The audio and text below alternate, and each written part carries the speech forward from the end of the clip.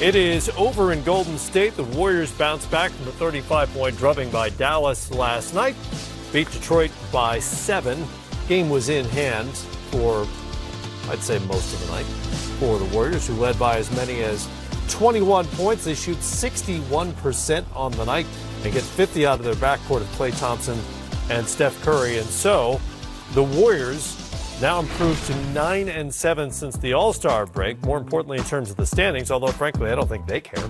No, we do. The Nuggets do. I don't know that Golden State does, but they're back on top in the top spot in the Western Conference standings by a half game over Denver as they play hot potato with that number 1 seed. I look at those stats sometimes, and it's still hard to believe that Stephen Curry, Klay Thompson, and Kevin Durant play on the same NBA team. Same team. Same team. Same team. Yep. Like, what is going on here?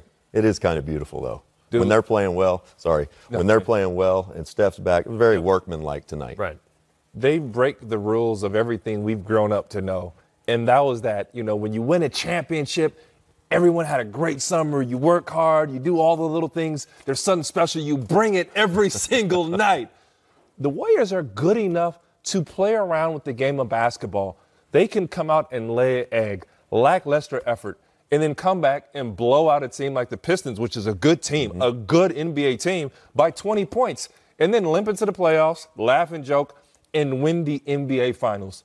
You got 4 or 5 of the greatest competitors right now in the league, and that's why I'll never bet against the Warriors, but it just goes against everything that we learned. But they are that good, and they found a way now in today's NBA to turn it on and off. I mentioned 9-7 since the All-Star break now. I don't know how much that matters to you guys. I am curious about your take on the lineup change with Andrew Bogut starting, and DeMarcus Cousins has been in and out and did not play tonight for the Warriors, but they bring back Bogut, who played this season in Australia.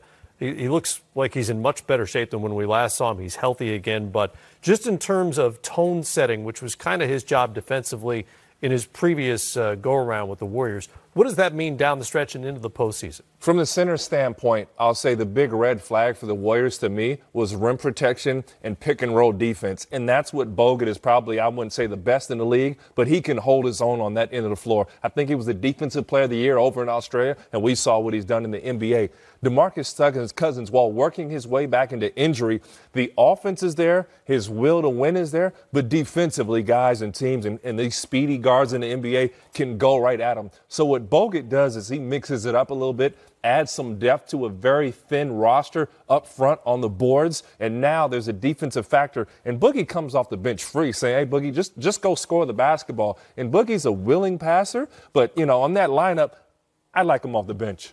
I'm with you. The one thing, and the Warriors have, I think, the last couple of years gotten bored with the regular season. Yep, for sure. They've been able to do that. The one thing that I would say this year is that their defense has not been as good. Yep, right. They can't rely on that as much as they can, but I do like the Andrew Bogut pickup. You don't know how well teams are going to go at DeMarcus in pick and rolls. Yep. They're going to go at him in the half-court sets.